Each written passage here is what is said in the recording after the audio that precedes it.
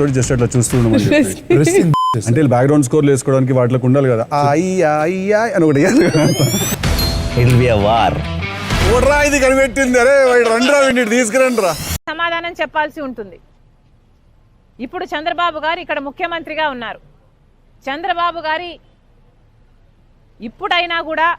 కనీసం ఇప్పుడైనా కూడా చంద్రబాబు గారికి ఇన్ని విషయాలు తెలిసి ఈ భారం మన రాష్ట్ర ప్రజల మీద పడబోతుంది అని తెలిసి కూడా ఇంతవరకు కూడా ఒక్క ఎంక్వైరీ కూడా వేయలేదు. కాబట్టే ఈరోజు మేము ఇక్కడికి ఏసీబీ దగ్గరికి వచ్చి మేమైనా కంప్లైంట్ ఇస్తే వీళ్ళ కనువిప్పు కలుగుతుందేమో, ఎంక్వైరీ ఇన్వెస్టిగేషన్ చేస్తారేమో, ఈ డీలు క్యాన్సిల్ అయితే ఆ భారం మన నెత్తిన పడదు, మన ప్రజల నెత్తిన పడదు కాబట్టి మేము ఇక్కడికి రావడం జరిగింది. కానీ నిజంగానే ఏసీబీకి ఆ స్వేచ్ఛ ఉందా? లేకపోతే ఏసీబీ ఏమైనా ఇలా కింది పెట్టమ్మా, ఎక్కడ పెడుతున్నావు? కొంచెం కింది పెట్టుకోండమ్మా. ఇలా ఏమైనా ఏసీబీ చంద్రబాబు గారి పంజరంలో ఉందా? చంద్రబాబు గారు సమాధానం చెప్పాలి. ఏసీపీకి ఈ డీల్ గురించి, మన రాష్ట్రంలో జరిగిన అవినీతి గురించి, ఈ కరప్షన్ గురించి ఇన్వెస్టిగేట్ చేసే అధికారం ఉందా? లేకపోతే చంద్రబాబు గారి పంజరంలో చిక్కుకొని ఉందా? చంద్రబాబు గారు సమాధానం చెప్పాలి.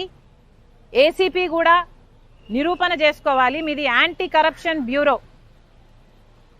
మరి మీరు కరప్షన్ మీద సుమోటోగా తీసుకొనైనా సరే మీరు ఎంక్వైరీ చేయడానికి వీలు ఉంది.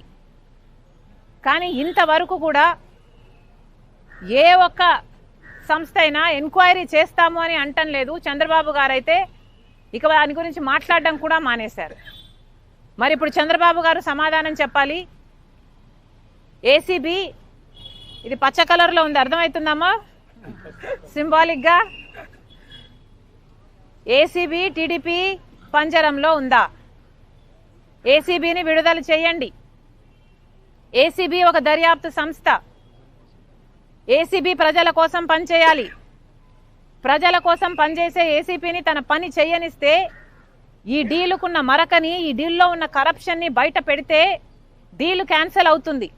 డీల్ క్యాన్సిల్ అవ్వకపోతే 25 సంవత్సరాల పాటు అధిక ధరలు కరెంటు బిల్లుల రూపంలో ఆంధ్ర రాష్ట్ర ప్రజలు ఎక్కువ ధర చెల్లించాల్సి ఉంటుంది. ఇప్పటికే చంద్రబాబు గారు ముఖ్యమంత్రి అయ్యారు, 6 నెలలు అయింది. ఈ 6 నెలల్లోనే చంద్రబాబు గారు ఈ నెల నుంచి ఎలక్ట్రిసిటీ ఛార్జీలు పెంచారు. ఇప్పటికే ప్రతి ఇంటి మీద 30% ఎలక్ట్రిసిటీ ఛార్జీలు అదనంగా కట్టాల్సి ఉంటుంది. ఈ భారం ఏం సరిపోదు అన్నట్టు మళ్ళీ ఈ కొత్త డీల్, అదానీ డీల్లో మళ్ళీ ఈ భారం మళ్ళీ ప్రజల మీదనే పడబోతుంది. దాదాపు 1,50,000 కోట్ల రూపాయలు ఆంధ్ర రాష్ట్ర ప్రజల నెత్తిన మీద మోపబోతున్నారా? చంద్రబాబు గారు సమాధానం చెప్పాలి.